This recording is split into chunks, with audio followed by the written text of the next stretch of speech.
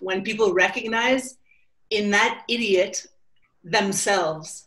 And that's where like this beauty comes in. And yeah, we met in Malaga last year where I came and did a workshop with you. And out of all the workshops that I did, I remember yours the most. And you did some flexibility exercises, some kind of humorous exercises as well. And I had a lot of fun, and I learned some stuff from you too.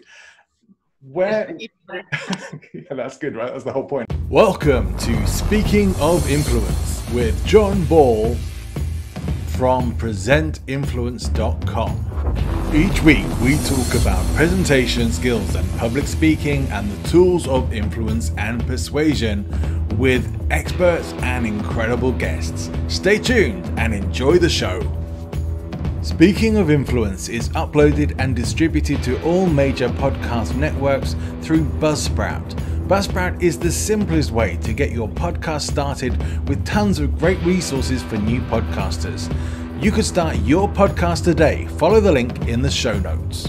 Welcome to the show, and today I have a really cool guest with me, someone who I've seen speak sometimes, and she is an amazing speaker. I've also done a workshop with her, which was incredible, so I was really happy when she agreed to come and be my guest on the show, and I know that we're going to have a lot of fun and get a lot of value out of this as well. Now, my guest, Jessica, she teaches, is qualified in Gestalt therapy and teaches Gestalt for self-acceptance. She also teaches clowning for training rejection. She teaches this thing called adaptability intelligence, which is really cool. Hopefully we'll get to talk about that as well. She was qualified as the best speaker in Barcelona this year in the Toastmasters Championships for Public Speaking. And I saw her competing and thought she was amazing as well. She did a really great speech, very entertaining, and we're going to have some fun. So please welcome to the show, Jessica Breitenfeld. Hi, Jessica.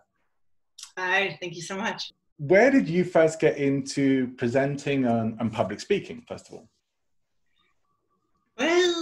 Well, in Canada, there's not much to do in small towns. So I started competing when I was like 6 in school. And I always had lots of stories because I was about the same height with Birkenstocks and wool socks and schnitzel. And I was just this German weird kid in small town Canada. And I just started winning the school competitions, the area competitions, and I just loved it. And so I guess that started me in. I joined Toastmasters when I was 16. Wow. And I guess learned the art of public speaking. Great. Is this something that actually gets taught in schools then in Canada? That's a good question. I don't know if we actually got taught the structure, and we always had show and tell. And so somehow over the years, if show and tell, you learn it by doing. And so Canadian and American kids, I guess, we're famous for being overly confident in public speaking. Yeah, I mean, I don't know what it's like in UK schools anymore, but when I was growing up, certainly presentation skills didn't really come into the curriculum at all.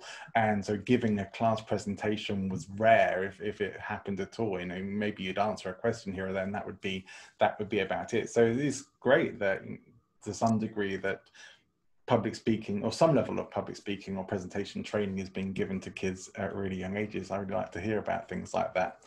Your journey into public speaking then, what is it that made you want to not just join Toastmasters, but to keep going with this? Because you've been doing public speaking for some time, so you're also very good at it.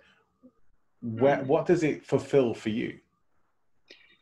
Well, we have an expression called ham. Do you have that expression, John? I don't think so. So hams are people who like attention. Oh, okay. So I always wanted to be an actress, and Canadian kids don't really pack up and go to California. You know, that just seems too American for us socialist, small town kind of track pants wearing folks. So that was never really an option. And then just recently, my God, 5 years ago, I started taking clowning classes. And I think that started the entertaining energy inside of me. And I thought, wow, I can public speak, I can entertain. I do it in hospitals. So I make like sick kids feel happier. I help families. And just this like entertainer energy that's been living in me my whole life, like finally came out the last 3 years.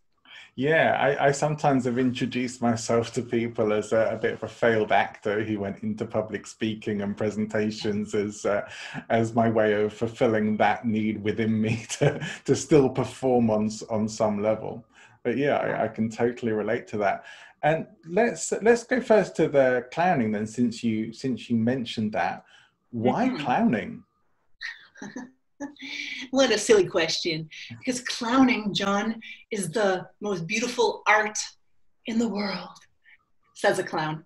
And in clowning, there's humanity, this vulnerability, this rejection that you see in the face of a clown when they make a mistake. That's when people laugh, when people recognize in that idiot themselves. And that's where like this beauty comes in of like, oh man, I totally have been there. I've fallen over my own feet before. I've totally said the wrong thing. I mispronounced things. Look at that idiot showing the world his vulnerability. And somehow that grabs people.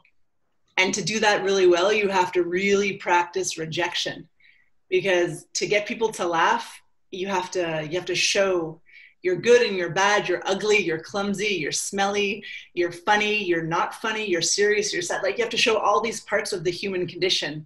And that's what people really love to watch. You know, it's like watching Jerry Springer. I don't know if you have any American fans out there. So we're not exactly talking like circus clowning here. We're talking about clowning as more of a presentation kind of activity. You know, I can't even think of it as a circus thing anymore, because that is mainstream.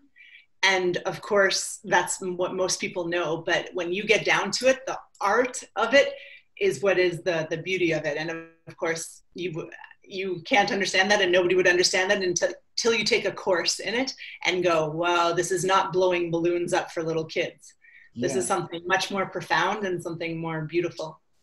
I just recently got to record an episode with a great speaker and a very humorous presenter called Michael Kerr, and we were talking about some of these aspects, not specifically clowning though, but about the flexibility that being humorous can give you on stage. But you have to be willing to go there, and you have to be willing to be the idiot, to be the clown, as you say, and to invite the laughter at you. It's like because it's not humiliation laughter, it's like you're laughing with them as well. It's like you're getting that joke, and you're getting an emotional hit from that, I guess, as well. So it's a very interesting concept. And when I saw in the profile you sent me about the clowning for rejection, I think the first thing I thought was like, well, yeah, I guess people are kind of scared of clowns, right? A lot of them have phobias of it, but that's not really where we're going. But the fear of rejection is one of the things that I think holds many people back in many parts of their lives, not just in presentations and public speaking. Yeah. Imagine a world, John, where people didn't fear rejection. Like, what would you do if you weren't afraid of people laughing at you or thinking you're a weirdo or bullying you? I just think it would be a totally different world where, you know what, comparing North America to Spain, I kind of feel like Spain is really open to that. I don't know if your viewers are Spanish or in the Mediterranean area, but all over Europe and some in America for sure. Some in America, yeah. So I have to tell those Americans that there's a lot of pressure in America to look cool and to be cool and have the status quo. Whereas I find here, especially in Barcelona, it's a little bohemian. You know, people think it's cool if you play the banjo. It is not cool in Canada to play the banjo. You're a 90-year-old man. You will not get a date if your life depended on it if you play the banjo and you live with your parents. But somehow here in Barcelona, you know, it's just a different lifestyle and a different mentality of what is success, right, what is cool, and what is authentic. And they have a much healthier view, because maybe the economy wasn't so prosperous as it was in America to make the winners and the losers. It's interesting. I mean, the whole idea of rejection, I think it does come down to that you do have to be willing to get yourself to a point where you become rejection proof. And the only way to do that is to let go of these superficial ideas of like looking cool or what people are thinking of you, essentially. I think that's really what it all comes down to, is like, don't be afraid of what other people are thinking of you, because they're not going to spend that much time thinking of you, after they go. Most people are thinking about themselves and wondering, am I saying the right thing? Am I looking cool? We tend to focus much more on ourselves anyway. But from a presentation standpoint, I think the willingness to be able to go the full distance gives you full flexibility in being able to deliver a wide range of emotion. And so clowning, I guess clowning isn't just about being silly.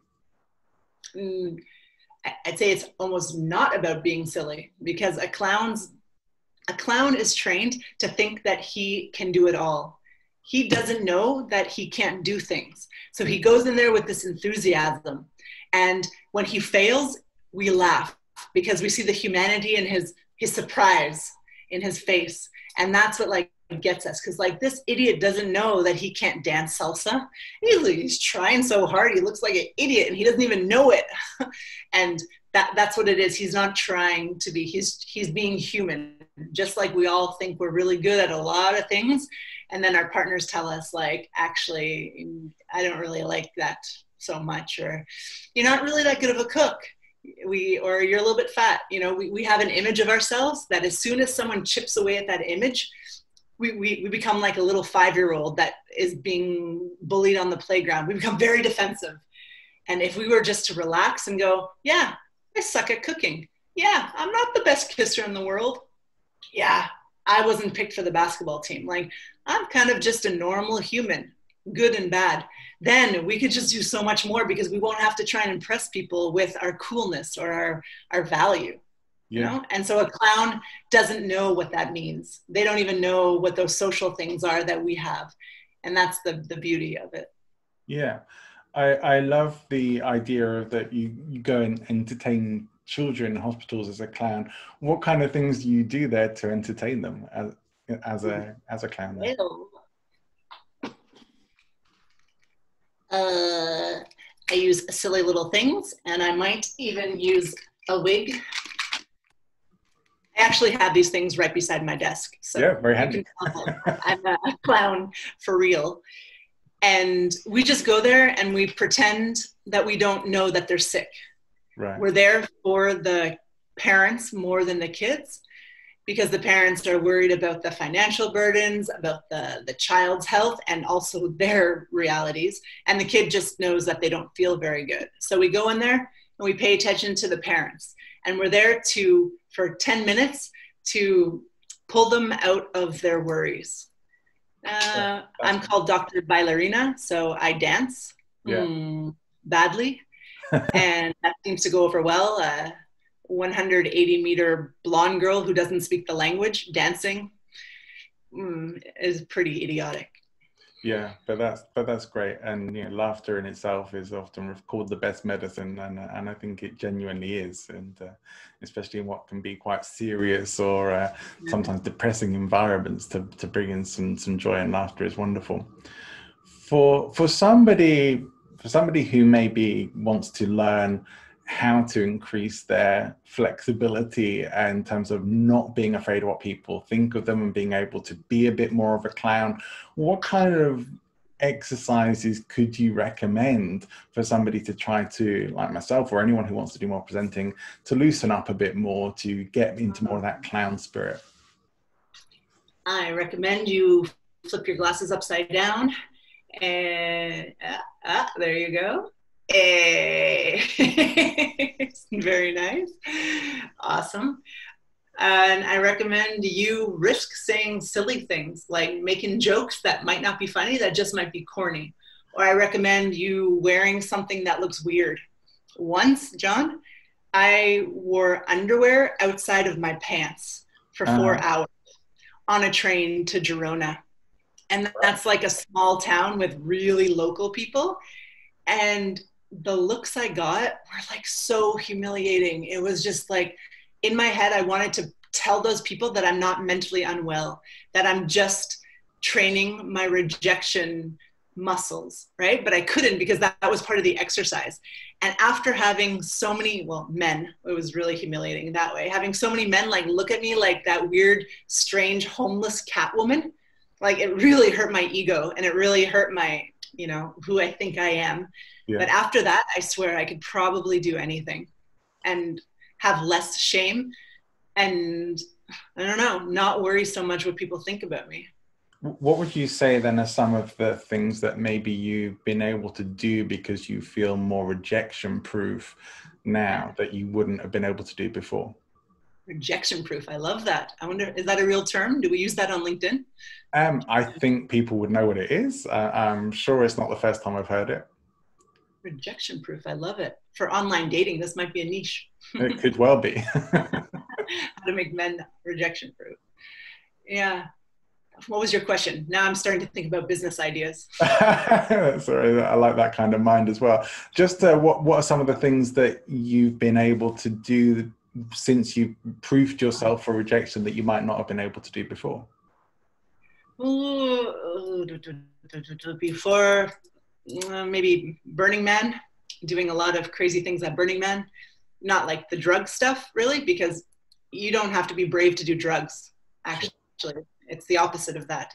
To be actually brave is to do something fully conscious and aware and feeling the feelings inside of you. That's real bravery, right? So I guess well, I don't know how PG your audience is, but in Burning Man, there's not a lot of clothes. What's that? It's an adult audience. Adult audience. Well, there was Run Naked in the Desert at Burning Man. And normally no woman in her right mind wants to run naked, right? Because that's just bringing up every issue that possibly could be could arise. And I don't know, there were 20 of us and we just did it and nobody cared. And then I thought, what, do I think I'm so special? Like there's 7 billion people in this earth. There's 3.5 billion women. This ain't so special. Like, why do I have to feel so attached to it? You know, and so the Buddhist mentality came in as well, like detach from the body, get more in touch with like what's going on and the emotions and being in the present. So I'd say those kind of activities, or even trying to be a public speaker on Zoom, you know, like that's a lot of rejection. You make jokes and as you all know now, nobody laughs. You don't hear any voices. You don't see a lot of feedback because you're staring at the hole and that little green light. And so just winning Best in Barcelona with humor was pretty hard for me to face. Yeah, when you haven't got that audience feedback, it's humor is very challenging. But I mean, a lot of presenting is very challenging without that as well. And it's one of the reasons why I kind of like now, like when I do Zoom webinars and things, that we have a lot more interaction possibilities. Like people can do their thumbs up and claps and things like that. And it's it helps as a presenter. It helps a lot, and that you can see the comment spots. But for competition, you don't, and you're really just looking at the screen, right?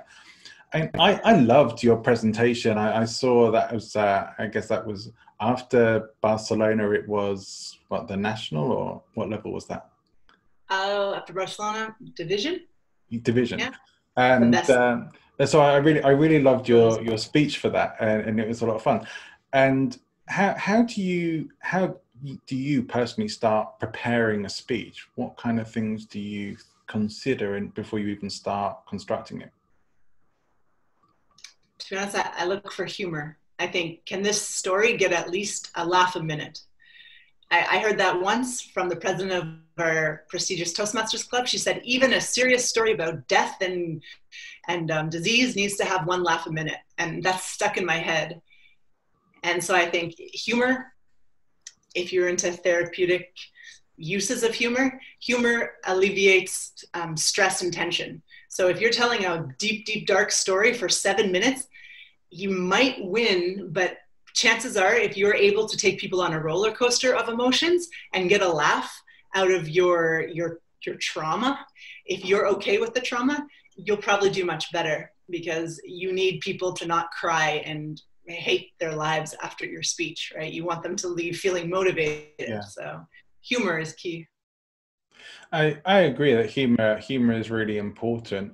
What maybe then is one of your favorite stories that you've used in a presentation? I've got a good story where we were when I'm in Egypt. And so it didn't quite make it into the winning speech, but we were like in the zoo in Cairo. And if you live in Egypt or you've been to the Arab world, you know there's some racist energy going around there. And so there's this like super tall me surrounded by 20 African children, and we're at the zoo. And I swear we were the most interesting thing to look at the zoo. Like school groups of children like ignored the elephant and were like staring at this tall blonde woman and African kids who didn't belong at the zoo because the zoo costs money, and in general refugees don't have money. It's a hard life, and just being thought of as a what is it, like a circus freak, I don't know, what was horrifying and extremely funny actually afterwards. Yeah. So a lot of interesting experiences have been whilst you've been on your travels, yeah? Yeah, I've lived in a lot of countries. I have a broken bone in my back, a tiny little bone, but it's caused me to travel for about 15 years to lots of countries trying to fix that bone. And throughout that, you can imagine lots of funny things and funny taxi rides and camel rides and stockings. Well, yes, I used to work as a flight attendant. Like anyone who listens regularly would know this. I worked for like 12 years flying European and then internationally.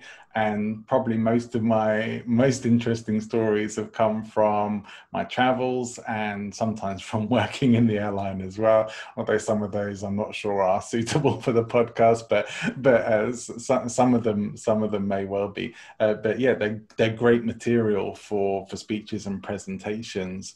Do you keep any kind of record of your life experiences that you can refer to pull these stories, or do you just pull them from what comes to mind? Here, journal. Yeah. I have journaled since I've been 12 years old. My German mother taught me to write down what happens every day of your life. And so now I have 16 movies waiting to be made of my life and all the horrible stories and wonderful stories. And yeah. I want to ask you, John, because since you have worked in the airline industry, I've worked in restaurants and the hospitality industry my whole life because of my parents. And I thought, what do you think are the similarities between entertaining and serving? Similarities between entertaining and serving. Yeah, gosh, that's interesting. I think one of the key similarities is to me always keeping your energy good as much as possible. So in hospitality, if you don't have a smile on your face, it affects the whole interaction with every person who you're serving. And I think the same can be said for presentations as well. It's like if you don't look happy or you don't look like you want to be there, then it's going to affect the whole energy of everything that you do. I did a little video last week about a few weeks ago, sorry, about curing resting bitch face, which is something that I sometimes struggle with. Is like just when you're not really necessarily thinking about things and your face just looks like you've been chewing on nettles or something. That it's something to try and keep yourself more conscious of, because it's essential to be approachable as a presenter, as a public speaker, as a server in any kind of environment. It's essential to be approachable. And if you're not, then you're going to miss out. You're the one who's going to miss out. But potentially, and if you're a business owner or you're a professional speaker, you're going to miss out on a lot of opportunities if people don't feel like they can just actually come up and talk to you and that you're friendly. I'm sure there are many others, but those are some of the ones that come maybe more top of mind for me. What are your thoughts? Yeah, well, what you're talking about now, I have something else I thought, but it brings up status. So a server knows how to change their status. And so when speaking to a client where you need to lower your status, we know how to do that with our bodies, just like a presenter would. right? When you're training someone and you need to take the observer role and let the people do their thing and you need to be the facilitator, you know how to change your position, how to sit, how to look, how to lower your voice, how to turn your head to give them the power. Whereas then when you need to become the boss and you're the trainer right now, we all know how to like assert ourselves and to exude confidence. And so your approachability and relatability and humanness in the service industry is really cool because we probably were doing that before we actually knew what we were doing. Right. Yeah, and to be honest, it's not that people who aren't naturally happy and smiley can't work in service industries, because of course they can and they do. We've all met them, but certainly I think the people who do best, and probably for like countries where tipping is more common, the people who are going to get more tips are the people who give the friendliest, warmest kind of service. Without a doubt, it makes a huge difference, and I do think as well for speakers and presenters, being humorous is great for this particular perspective because it makes you more approachable. We more naturally trust people who can make us laugh, and we feel more of an affinity when we can laugh at the same things. So when somebody gives us that gift of laughter, I think there's a very deep association that we make with that. And if you can do that in whatever environment you're in, if you can find the humor in a situation and just be light and playful with people, then I think you're going to improve the vast majority of your interactions. And of course, it has to be in ways that are appropriate. You know, not every situation is appropriate for playfulness, but yeah, where it is, where you can, then absolutely do. So I think it's really essential as a presenter to be able to put your energy out to people, but know the difference between. I think there's this whole thing of when you don't want to be seen, when you don't want to be seen, or when you don't want to be noticed, particularly, we can be quite good at keeping our energy in, and like we can almost become invisible. There are situations where that's really useful to do, where you want to blend into a group of people, or where you're not the highlight. But if you are someone who's looking to get attention, you have to put your energy out. And I think it's kind of like hopefully shine your heart out to the world. You have to be willing to put out your energy. If you're going to put out energy, put out good energy. To me, that just makes sense. Yeah, if you can control it. Yeah, and I think you can. I think you can train yourself to more or less to pretty much control what you're putting out there. If you're emotionally intelligent, right? I guess that's the definition of it. Know your emotions, know how to manage them, read the others, collaborate, and then build relationships on that. So of course, that would be the skill. What would you describe as emotional intelligence then? How do you understand that? Wow, that was just Goldman's definition of it. So I would say it's being able to know what you feel and knowing how to feel what the other person is feeling beyond the words, the meta conversation.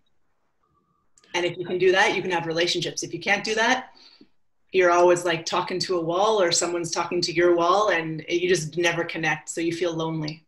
So if you're feeling probably lonely in your life, I would say you probably might need some more emotional intelligence, in my own experience of when I was feeling not connected to my body. Right. You've trained in Gestalt therapy. Can you tell us a little bit about what that is? Because I know not everybody is necessarily going to know what Gestalt therapy is. Or anyone. That's the more appropriate sentence. Maybe. Yeah. So Gestalt therapy, this Austrian guy, he studied with Freud, and he found that Freud went too much back to childhood. Like, oh my God, so your mom ignored you. And now what? And so Gestalt is on 3 premises. Premises? What is the plural of premises? Premises, yeah. Premises. Ooh. And it's about being in the moment. So accepting the reality right now. And although you don't like it, you've been triggered, you don't feel good, you feel embarrassed, and you need to recognize that it's happening right now. Although the trigger might be when you're in grade 3 and you peed your pants in the school, and now you're being reminded of it, we're trying to work on right now and to make new decisions. Make new decisions based on accepting it right now. And there's a meditative kind of presence in Gestalt. It's like centering, it's connecting with your body, accepting, not rejecting, not denying, and then building a better collaborative future with yourself and with your relationships. Right. And you focus specifically on self-acceptance as part of that. So How does that work, and what kind of people do you seem to generally work with when you do that? I work with people who want to have better relationships. Right. So usually, from my own experience, we're critical to other people because we're critical with ourselves. If I could accept all my flaws and be okay with my laziness and my messiness, I probably wouldn't have a problem with the other person's minor flaws. So once you can accept yourself and go, shh, whoa, I was going to say a bad word. Oh no, I'm like 80% pretty awesome, 80% pretty generous. I'm kind, I'm funny, I'm relaxed, I'm balanced, I'm ethical, I'm moral. And then there's that 20% where I am a son of a, right? And I am selfish and I'm focused on my needs, and I don't care about the global warming. I don't want to walk downstairs to recycle. So I have this theory of the 80-20 human.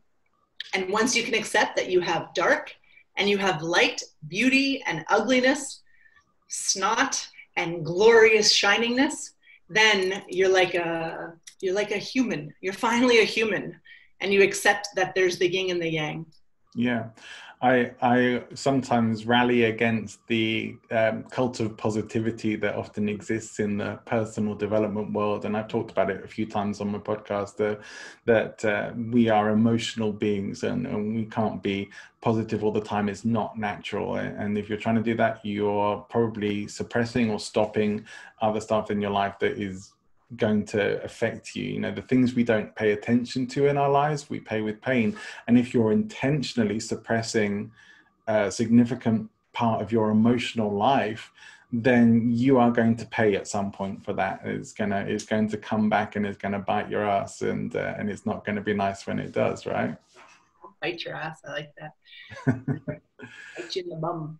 Yeah. But I think it's important, you know, with our emotions are there for reasons, and rather than suppress them, I'm not saying we should stay negative, but we should at least process through those things rather than try and ignore them and work with them to come out the other side. Because like you say, we're a mix of light and dark, but if we don't accept the shadow side, then we're ignoring a huge part of who we are. You sound like a therapist, Mr. Ball. You know what? I've been doing coaching for about 15 years, so I guess elements of therapy creep into that, and I certainly read a lot of psychology too. I find it fascinating. I think it's a really important area, and I love to know how people tick. And I'm guessing because you studied this, you do too. I remember for the workshop that I came and learned from you were talking about, I'm pretty sure that was adaptability intelligence, something that you focus on. That's kind of what I remember from that. Can you tell us a little bit more about what that is? So you got to be more adaptable or else you're going to die. Okay. On a less extreme Darwin case, if you don't become more flowy, more agile in the workplace, you're going to get replaced by someone who's probably younger and isn't so afraid of change. So the point is that it's one of the 12 skills of being emotionally intelligent. And Daniel Goleman, he's the one that made intelligence popular like 30 years ago. He mentions adaptability intelligence as just one of them. Other emotional intelligences are coaching and mentoring, inspirational leadership, empathy. And I really believe that adaptability intelligence is, I don't want to say the most important, but if you have all the 11 other skills and abilities, but you don't have adaptability intelligence, you won't know when to be empathetic. And you might be empathetic with the wrong person, or you might be inspiring the wrong team or coaching the wrong way. So this this eagle eye, this awareness, this camouflage, this flowing with stress, and reading the situation, not just like reading it, oh yeah, I hear it. No, like reading with your eyes, with your ears, with your emotions, even with your smell, like feeling the whole situation is adaptability. And once you recognize it, you don't deny it or repress it. You're like, yep, that's the elephant in the room. I have like 2 behind me. And no more denying it. Now you got to deal with it. And so the better you deal with it, the less stress you have. So the benefits are huge. Less stress, and everybody wants less stress, more happiness, right? Well, you'd hope so. Although I do think some people like to wallow in it and enjoy their pity parties, right?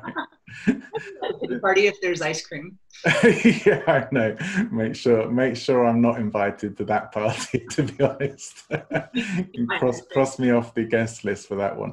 But yeah, I think this is a really important area, um, and again, I think I learned a lot from you from the workshop that you did, and you were actually helping us to apply some of those principles. So can you give us some kind of taster about how to apply those principles of that adaptable emotional adaptability? Great. So what we find often is when we're talking to someone, they do or say something, or some traffic light turns the wrong color at the wrong time. And we have a choice in that moment. Like positive psychology would say, look at it with gratitude. Oh, great.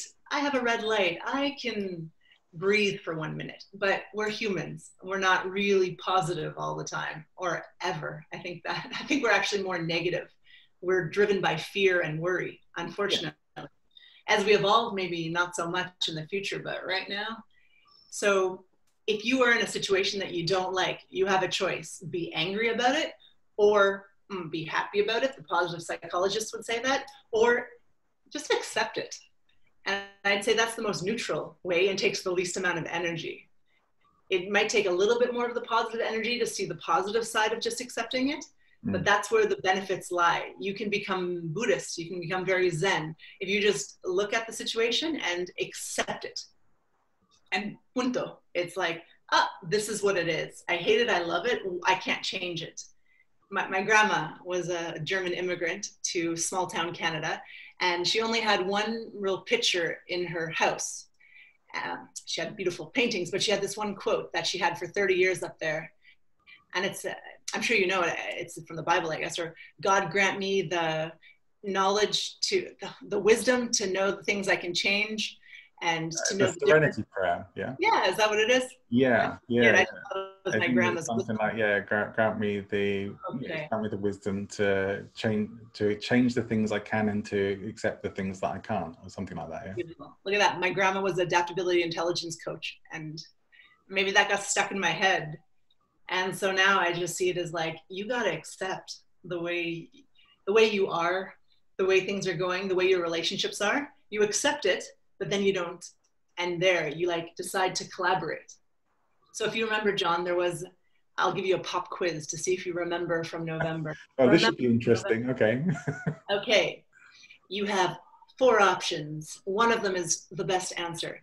If I want to collaborate with someone and they offer me an idea, actually, why don't you throw me an idea? Why don't you say, Jessica, let's, and give me some kind of an offer. Okay. Jessica, let's create our own clowning workshop. No. Okay. Try another one. Jessica, let's get together and come up with an online product.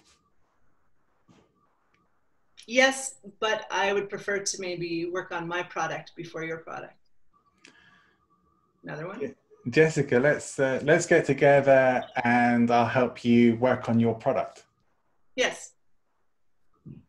Okay, we're getting somewhere. Jessica, let's form a pop group and enter the Eurovision Song Contest. Yes, and I play the banjo, so I could do that with my clown wig on to get, the clown groupies to vote for us. Wonderful. I play the bongos, so we could call it banjos and bongos, yeah? Oh my God, we don't even have to play with a name like that. We've already won, I think. I think we've already won, yeah. You're a smart guy. You caught on to it. Of course, an audience, what answer is going to lead to the most collaborative outcome? No, yes, yes but, or yes and? Yeah, and that's what the workshop was about. Yeah. Actually, why don't you answer that for us? John, what's the difference between yes and yes and? Yes is a pretty good answer, right? Yeah. What does and add to it? It adds conditions, I suppose. It adds a collaboration. Ah, beautiful. Simply said. Excellent. And I always give the example of you have a partner. So I'll use my ex-boyfriend example. So you want to, you have something important to tell him. And, oh, I loved spending those years with you. I loved how you cooked. I loved how sweet you treated me. I loved walking on the beach with you. I loved your family. But I met someone on Tinder. The but negates everything before that. All he can think about is my butt and how I'm not with him anymore, right? So the butt is just such an energy blocker. And if you block all the time, you're doing it mostly subconsciously because you're afraid of change and afraid to collaborate because you don't know what could happen. You could fall in love, you could go broke, you could find something out about yourself that you didn't like. So it's easier to say no or yes, but. And so the adaptability intelligence is like training your brain with exercises, which I'll show you some of them later on. Yeah. Training your brain to say yes and more, yes and more, yes and more. And if you do it enough times, as we know, habits get formed. Instead of someone saying, hey, let's do a joint venture about COVID masks, instead of saying no or yes, you're going to say yes, and let's research what the competition is doing first. Yes, and let's see what the stats are about the reoccurrence cases. Like, yes, and doesn't mean you agree with them blindly, like an idiot, like a clown, right? It means, yes, I hear you, and I'm giving my opinion, and I'm collaborating my energy. Whereas the yes is just, yeah, like a dog. Dogs don't really, collaborate, let's say. They go along with you. They're man's best friend. Everybody loves a dog, but when you want to build something with someone, you need a human to do that because they have the ideas and the energy to help you build something beautiful, right?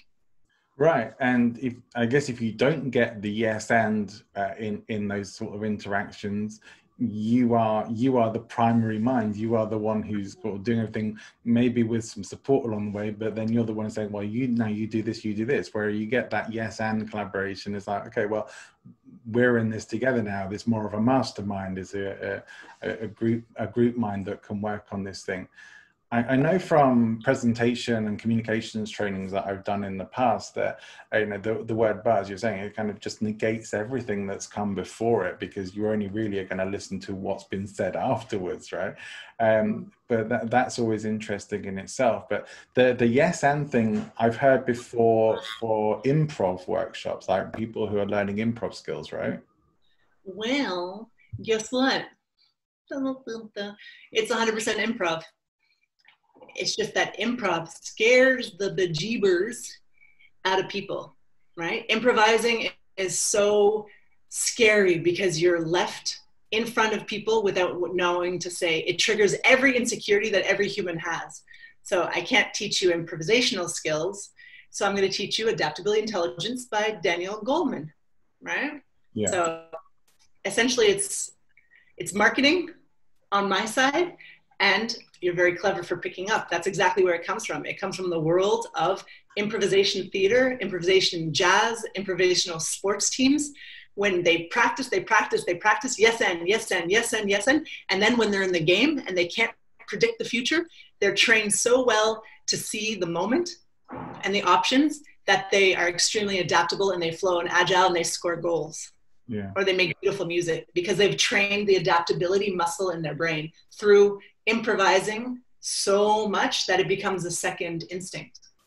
And I think it is something that does require practice. I know that for a while I didn't do much public speaking. Like when I first came to Spain, I probably spent about my first 5 years here not really doing very much public speaking at all. And I realized that my public speaking muscles, so to speak, were atrophied and needed to be lubricated and retrained and reconditioned, which is why I joined my local Toastmasters chapter here in Valencia, and it's made a world of a difference, and it's got me back on track and regularly speaking and presenting again, and that's just built up more and more and more over this time.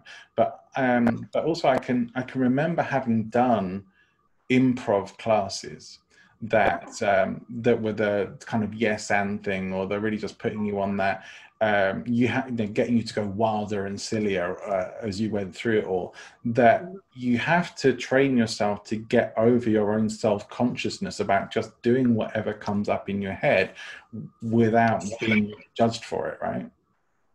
Yeah. Yeah. Do it, fail, and do it again. And the only way improv works is because there's humor inside, or else that would just be torture and bullying. Yeah. And failure. And so the art of improv is you do it with humor and wild ideas and with laughter and making your partner look good and crazy suggestions.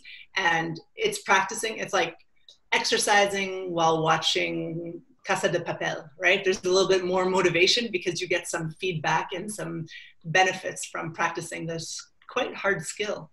Yeah.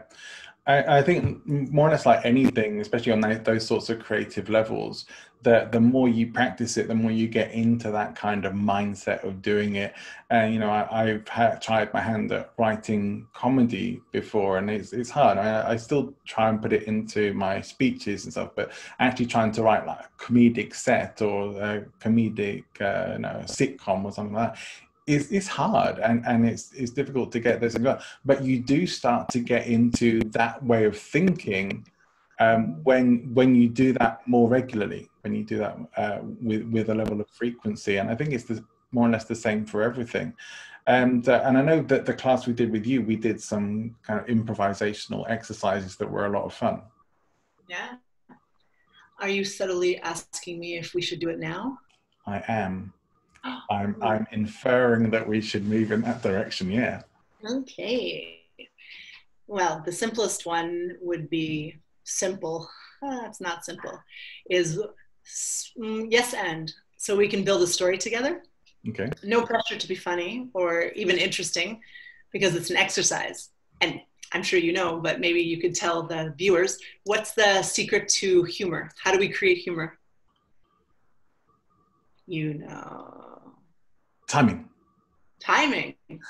And timing leads to surprise. Yeah, there you go. So timing is because you've been writing it. If you've never written it, you don't know what timing probably means in a joke. But we know that because we have to actually like say it, punchline, pause, look away, funny. And surprise is what makes people laugh. And even silly things that aren't funny at all if you were by yourself make us laugh, because it's this childlike innocence and joy and innovation and novelty inside of us that laugh when we see things that are surprising. So improv by itself is just pretty much a couple people having conversations, as we'll do right now, and no pressure to be funny. It just probably will end up being a little bit humorous or surprising. Yeah. So I'll start with one sentence. Okay. And you just add on to that with yes and we'll do it for about a minute. Okay, let's see how it goes. Once upon a time, there was a boy who walked in the forest every day. Yes, and he walked on his hands, not his feet. Yes, and he started to get some weird looks from the locals because he because he walked on his hands. Yes, and the local cobbler made some special shoes for his hands, but also put horse hooves on them so that he would make a clip-clop sound when he walked. Yes, and he became the town tourist attraction. People from far and wide would come to see Horseman, as he was called. Yes, yeah, and sometimes he was known as Clip-Clop to all the little children, and he would regularly put on a gymkhana for the town.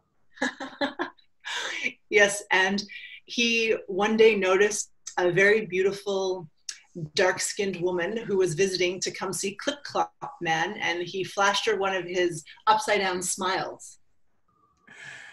Yes, and she would only move around by doing forward and backward rolls. He was intrigued by this also very unique movement woman, And he thought together, could you imagine the kind of kids they would have? So he asked her for her phone number. Yes, and she tapped it out so that he would have to count the numbers. Because of that day and that tapping and that weird eccentric chemistry that the two people had together, they ended up dating for years and got married. Yes, and they lived weirdly ever after with the strangest looking children you could imagine. One named Clip, the other named Clop. That was fun. Yeah, nice. Very nice. I like it. Good creativity exercises, and it does get you thinking. You do, and even just doing that, thinking, oh no, what I'm saying is going to be really stupid, but it's like, well, go with it and let it be stupid, right? Yeah. And so there's something that Pixar does, the movies, yeah, like Toy Story. Yeah. One of my colleagues in the improvisation world, she works for them, and she essentially like brought this to them like 20 years ago. And it's just a very simple concept of the story spine. Have you heard of it, John? No, I don't think so. Yeah, so when people are writing a speech, you ask me when I create my speeches, this kind of ties back to that and the improvisational world. We could do a demonstration of it because you obviously catch on very well and you're a writer. It's essentially once upon a time and every day, ... until one day when the problem arises. And because of that, for an hour and a half, until the climax is over and there's a solution to the problem. And they lived happily ever after, if you're a typical Hollywood movie. Right. So you can do this exercise with teams, with your wife, with your kids, with yourself, about your career. So John had a podcast, and every week he interviewed someone for that. And then one day he interviewed a TED speaker who had 5 million views. And because of that, TED talker, John became this. And because of that, John met this person. Because of that, John. And that's how John became the #1 podcaster in the world and lived happily ever after in Valencia with his 12 kids. I like the sound of that story. Yeah, it's like a coaching exercise. Imagine your future using story spine and the idea of improvisation and the adaptability. If this happens, this happens.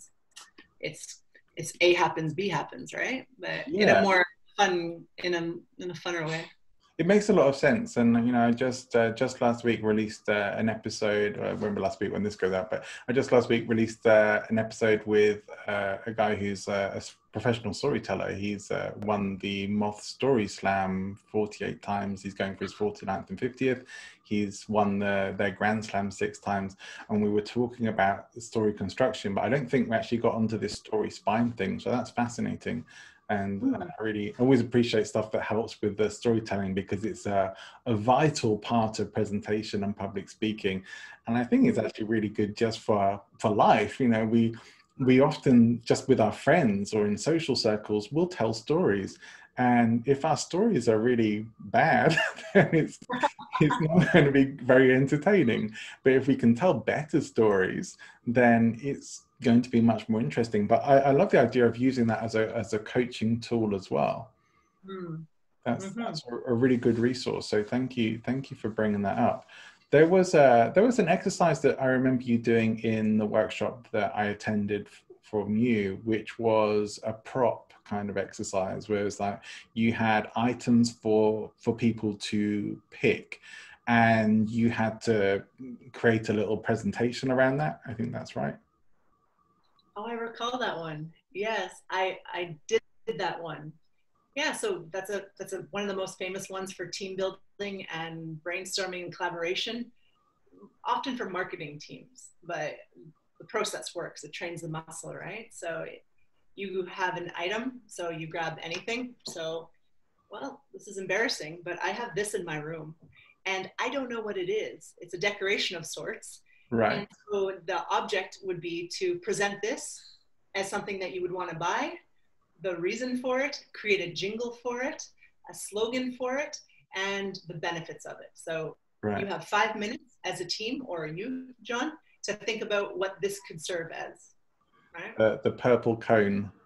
The purple cone, yeah. And Uh-huh. it could be lots of things. It could be when you're bored and you're just staring at the gym at the cute guy, and it's to relax your neck muscles, right? You could put it on the bed, you could read with it. You could pretend it's a new mobile phone, so people are jealous of you. You could practice lifting weights with it, yeah? So think twice to use this object. I can think of as sexual, so I've already lost it. Yeah, I guess that one you might get some interesting suggestions. But yeah, it's a great exercise just to get you thinking of possibilities and start thinking about. That's definitely an improv activity. And I remember you've probably seen that show, like Whose Line Is It Anyway, where it's like an improv based show, right? And regularly. Yeah, I love that show, and I don't. Is it still on there? I don't know, maybe somewhere. But reruns, I guess, of old series. Regularly, they would have a prop segment in there where people would have to get silly with props, and usually people will do the most obvious ones, of course, in there because they're trying to do as many as possible. But it is a really cool exercise and one that's very useful to try. But I can see how it would work in marketing teams as well, and that's fascinating. Who do you generally tend to work with then when you teach like some presentation stuff? Do you teach to corporations, marketing teams, and things like that as well? Yeah, I don't really call it what I'm talking to you about, because you have to sell them what they want. And if they want marketing skills or public speaking confidence, then that's what the title of my workshop is. So I've taught at Coca-Cola and La Caixa in Spain and Dam, the beer brewery place. But I go in there with what they want. And what they want is storytelling. So I do 6 hours on storytelling.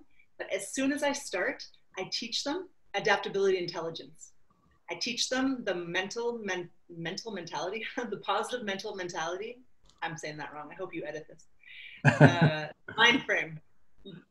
The mind frame of yes and. Right. And I teach them that it doesn't mean you're agreeing with the person's idea. It is a tool for collaboration. And when you collaborate, you get more things done, your team grows, your stories grow, everything flows better. And so we need to agree collectively that we are going to say yes and energetically for the next 6 hour workshop. I'm going to show you the fun of it, the benefits of it. Do you agree to do that? And because I do it with humor, of course they want to play along and laugh. Everybody wants to laugh. Yeah. And it's like putting medicine with honey or sugar. They don't know that they're learning a really important emotional intelligence skill. Yeah. But that's why they're getting so much confidence so quickly, because the skill forces you to fail. You're going to fail lots of times. You're going to say something ridiculous about this, right? Ridiculous. And you're going to have to deal with the rejection, the failure of taking a risk. And if you have that skill, fail, do it again, fail, do it again. What is innovation all about, right, John? Yeah. There. This is, again, this is something that came up in a recent podcast conversation, but how professional comedians create their sets. They don't just instantaneously come up with the funniest jokes. Yeah. And we were talking specifically about Jerry Seinfeld and his sort of strategy of, will go and deliver his jokes and keep the ones that work, or he can rejig them and bin the ones that don't. And this is how you create success. You have to be prepared to get up on a stage in front of an audience. Okay, probably not going to want that to be filmed unless you're really open to your creative process being exposed. But even if it was, it shows the level of commitment that has to go into that, and how much you have to really be okay with, someone not laughing at your joke is rejection. It kind of brings us back around to that, and a difficult part. But if you really want to master that and get the laughs, you have to go through some of the stuff that doesn't work before you get to the stuff that does, and that you can cut away all the crap really and get focused on the gold stuff. It's like in dating, you have to kiss a lot of frogs to find your prince. I've been told that. You've been told that. Well, it's the same thing. You got to tell a lot of corny, terrible, jokes to find some good ones. I only have 3 jokes. In my 37 years of living, I've only memorized 3 jokes. And if you put me on the spot, that's all I got, right? Yeah. But I've told a lot of bad jokes that don't get laughs at Toastmasters meetings, right? So, you know, I only want to face that rejection once, and then It's interesting because a lot of people will always say, and I hear this in Toastmasters as well, that they can't do humor or that they're not funny. it's true. Half the Toastmasters are, well, they're there because they really lack that flow or that extroversion that a lot of us, I don't want to say we're born with, but there's definitely in Toastmasters, we're the world's biggest organization for public speaking skills. A lot of people really need to learn that. And a lot of us, I presume you as well, if you went into the hospitality industry, we're kind of born being a little bit maybe funny or a little bit charming. Am I assuming too much? Were you an introverted child? I am really introverted, but yes, I do. I would say socially more than anything else, but I'd say my presentations now as well. I bring the humor. I've always gone for the funny, and I've always looked to try and entertain people. But socially, I'm very introverted. Really? Well, People are usually surprised with this because I really put myself out there, but it's been hard work, and you know I appreciate it's. I think there's a lot of introverted people in public speaking, and sometimes it's the people who stand out more are the more extroverted. But I think you can get around that if you're willing to step in and lean into your discomfort and move out of your comfort zone. So I don't see it as a bad thing. I think as a speaker, as a presenter, as a coach, as a trainer, I can be very extroverted, but socially, personally, I'm not super introverted, but I'm more on the introvert side. Huh. It brings up the interesting thing in what introversion and extroversion is. Fascinating to see if, you know what, I do know now it's just popping in my head. A lot of very successful public speakers I know are pretty terrible at parties, which is surprising. And then it's just it's not the same. And I didn't really realize that. You're bringing up good points. Yeah, it's for me, it's really a case of, do I feel comfortable enough to fully express myself? That for me is the difference between whether I'm being introverted or extroverted. But I mean, I know that a lot of times it's defined as how you best recharge. Do you recharge better on your own? Do you recharge more your energy with other people around you?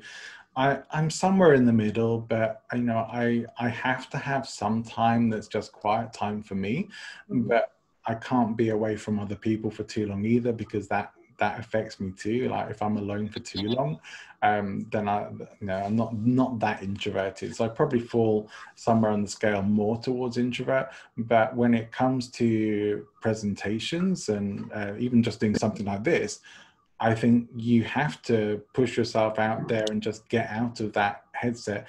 But even now, I think if you watch some of my earlier podcasts, you would see I was pretty quiet. I think my first podcast episode, you probably wouldn't even, no, maybe not the first one, but the second one where I actually had an interview guest, I almost didn't need to be there. But I mean, there were several reasons for that. But I realized that, you know, I was going to have to step my game up. But it has been a progression to now where I feel that, okay, well, it's my show and I enjoy chatting and bring people on who I enjoy speaking to. And so that means I can be comfortable. I can be myself on my podcast, which is how it should be. So here, I don't feel the need to be introverted, if that makes sense.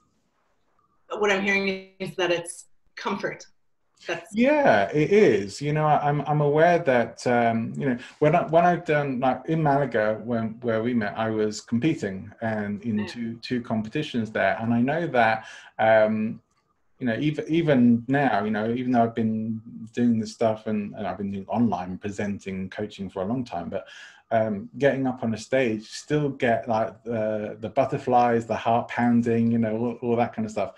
I don't really get that in my local Toastmasters group or in environments that I'm comfortable presenting in. I just get on with it and feel very natural. Does that make sense? Can you relate to that? I can relate to the butterflies. I was hoping they'd be gone by now after all these years of looking like an idiot, but unfortunately, they're still there. Yeah. Yeah, but you know, a lot of presentation trainers I've heard will say, you know, that's a good thing that they're always there, because it's part of your performance energy, and so long as you channel it into, you know, this isn't about you, this is about them, that you can transform that and if you like, convert that energy into your performance energy, or what you deliver out to your audience. So I think it can be a very useful thing to have it. It's not really a negative. You know what? I just remembered that we're trained, I know this apparently, that excitement and anxiety in the body is actually the same thing. It just depends how you frame it. And so that's very interesting. You can see it as like, oh, I have the butterflies because I'm nervous, or I have the butterflies because this is going to be so much fun and this is what I love to do. So, yeah, and you know what? I mean, I remember my very first ever public speaking paid training that I went to, and that was the thing for me. Like, I was terrified. I mean, like my heart was beating so fast that I thought it was going to bounce out my chest, and so I was absolutely terrified when it came to like giving the final presentation in front of the whole group, and yet somebody took me aside there and said, you know, that this same thing, that, you know, do you know for sure whether you're actually excited or whether you're scared? Because it's the same feeling. I thought, you know what? Yeah, I can't really tell, because I can imagine that this is how I get when I'm excited. I get trembles. I get, you know, if I'm excited enough, yeah, absolutely, it's the same feeling. And so I thought, well, why not just tell myself that I'm excited instead? And that was, I think, transformative. And probably the moment where I fell in love with public speaking, because I just made that mental shift of, I love this. This is exciting. This is fantastic. So yeah, I think that has a lot of value, and sometimes just a simple reframe like that can be helpful. It's interesting, because since then, you know, I've learned a lot more about how we sometimes determine our emotions by tuning into our physical state, and so you know, we don't necessarily consciously notice that we're doing it, but if someone asks you how you're feeling, that is something that we do. That we automatically do it. We check in with how we feel in ourselves, and, you know, it's not just the emotional, it's the physical sensations as well that guide what we're choosing to feel about ourselves. That even like your posture has an effect on your mood and your emotional state. Things going on inside your body that can have an effect on you as well, that come out through what you're doing, but we don't always consciously have awareness that that's going on. That's why I just did a coaching exercise yesterday. I was in a mastermind thing, and she says, I want you to tell the story from your head for 1 minute, and then tell the story from your gut. And crazy different story. Of all my years, I've done 700 hours of group therapy. I've done a lot of crying and a lot of talking about my feelings and listening to others. And that's the first time I've done that exercise. And there was no criticism when I spoke from my gut. It was really like, oh, I'm looking forward to this. I feel excited for this. I feel. Feel cannot criticize. The brain is the one that's like, you're going to make a mistake. You're going to look like an idiot. You're sweating through your shirt. Here is just like, I'm talking about what I love. People are going to really resonate with this. I look good in my shirt today. I'm sweating with excitement, you know?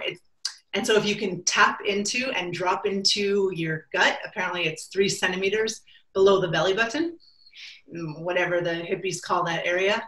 Yeah, that's like where the life, where the flow, where the energy comes from. And I think if public speakers, if we could train ourselves to do that, rejection would float away. Right.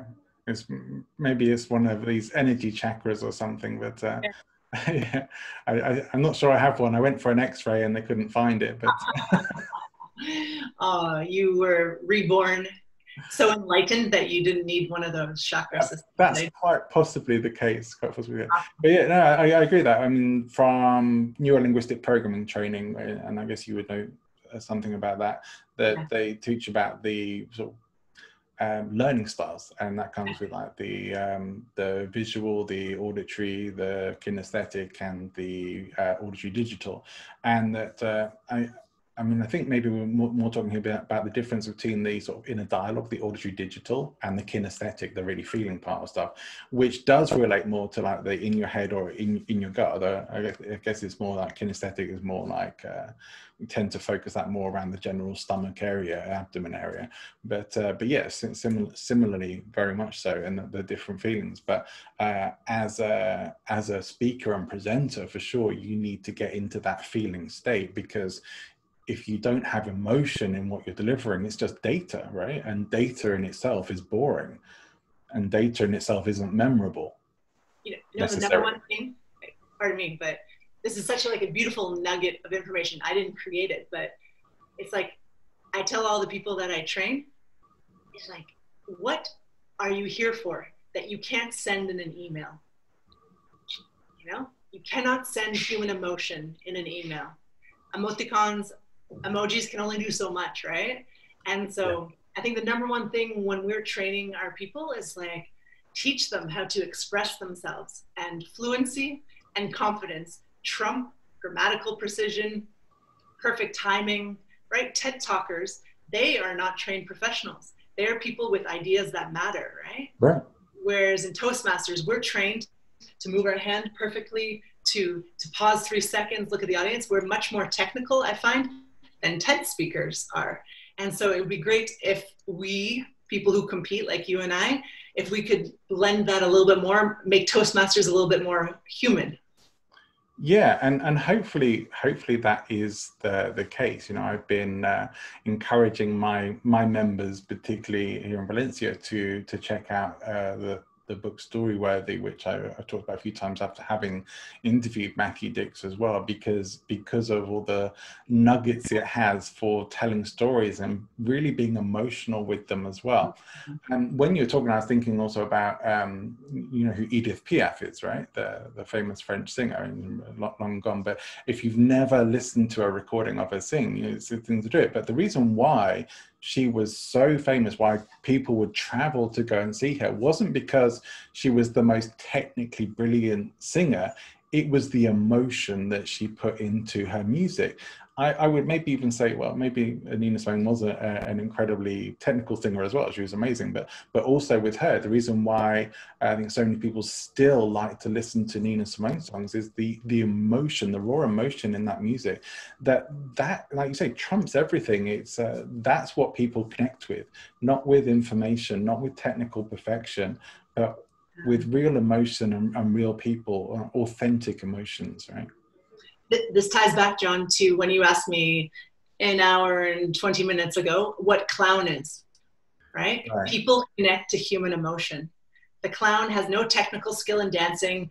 He messes up his magic tricks, but the emotion that he expresses on his face with just a little movement of shame, right? We're trained to show the emotions in our face. We spend hours and hours practicing what shame and embarrassment look like. What is gladness? What is happiness? What is ecstasy? How do you show that on your face and your body language? And that's what humans love. You think you might hate clowns because their faces are scary, but everyone loves humanness, right? Yeah, and you know, I think one of the most appealing things about clowns for many people is that element of pathos that's in there as well, which is really important in communication, in any kind of presentation.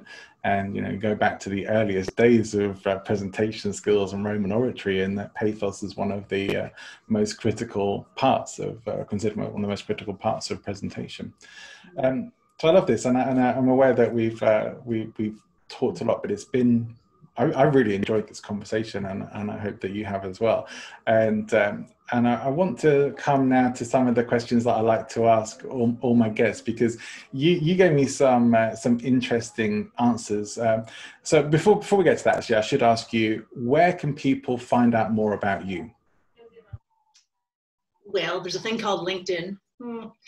Yeah. So if you're interested in some of the stuff I talk about, I love posting. So that, or my website is my name, which is jessicabrainfeld.com.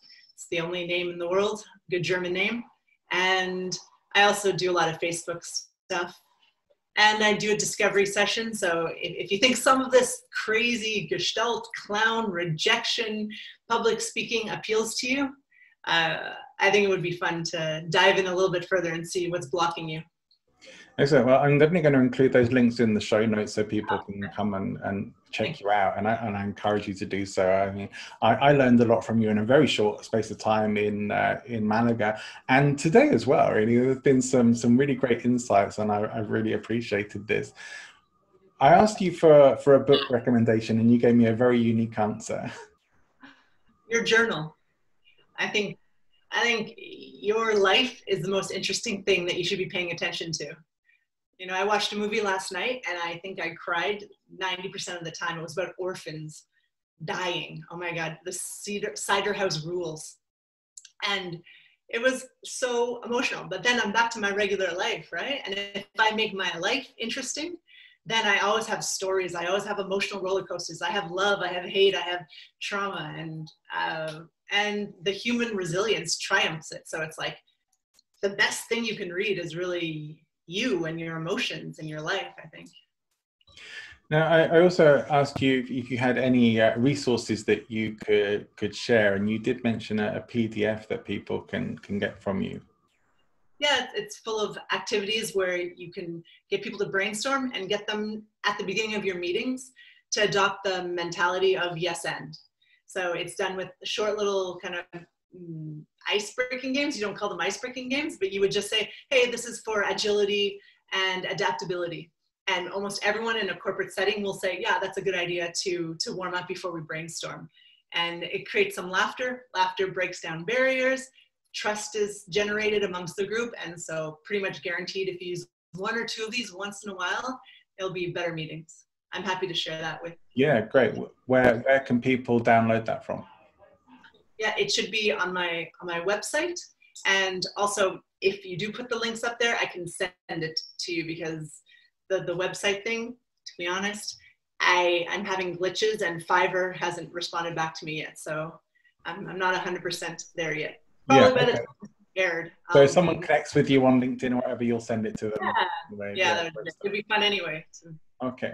One thing I do always like to ask, and we're gonna wrap this up to a close, is some final thoughts for you to leave with our audience. Oh, final thoughts. Oh my God, I've talked so much. But remind me what I wrote on that piece of paper. Gosh, I have to bring it back up to. But bear with me, I can do that. You said, if you don't know yourself, you're living someone else's life. Speak your stories, tell your feelings, be brave, be you. You said it. Yeah. Yeah, be you. I don't know. I bought a new hashtag. You don't buy hashtags. I bought a website called howtobeyou.com. And I think I'm just going to go for like how to be you on stage, how to be you in the bedroom, how to be you in your life, because everyone's so afraid of being themselves and showing their nerdy, like ugly, smelly 20% dark side. And I think you to do that your whole life, that's exhausting. You might as well show the 20%, see others 20%, go have fun, go dancing, go fall in love with someone else who has a 20% terrible side too, and just like relax, you know? So be yourself and don't stress too much. Stress less with Jess. I love that. Yeah, I often say everyone's trying to live their best Instagram life and put this projection of perfection out there, but life is a lot messier than that. Nobody has that perfect life, and trying to project that and to hold that image up is going to be a major source of stress for you. So I really like that, and I like what you're saying, Jessica. I feel like we could talk all day, but we need to keep some time limit. But it's been a really wonderful conversation. It's been really enlightening. You've shared so much great value. I really appreciate it. I recommend if anyone gets the chance to go and see you speak live or online, that they take it, because you're a really engaging and entertaining public speaker. And I've really enjoyed your presentations in the past. So thank you for that. And for everything that you shared today. Please go and check out Jessica Breitenfeld and tune in next time. We're going to have another wonderful guest on the Speaking of Influence podcast. See you then. I hope you've enjoyed the show. Please, if you're on YouTube, make sure you like and subscribe for future episodes. Lots of great guests coming up and some really exciting new series, including continuing focus on humor and comedy in presentations. I know that you're going to want to be tuned in for that. If you are a podcast listener, please make sure that you have subscribed. You can do that through Apple or any major podcasting network. And you can certainly find us on Buzzsprout, where we host our podcast as well. I'll look forward to seeing you next time for another show. If you have any feedback, or you're interested in being a guest or having me as a guest or anything like that, contact me, john@presentinfluence.com, or come and find me on LinkedIn or other social media platforms. I'd love to hear from you. Take care. Bye.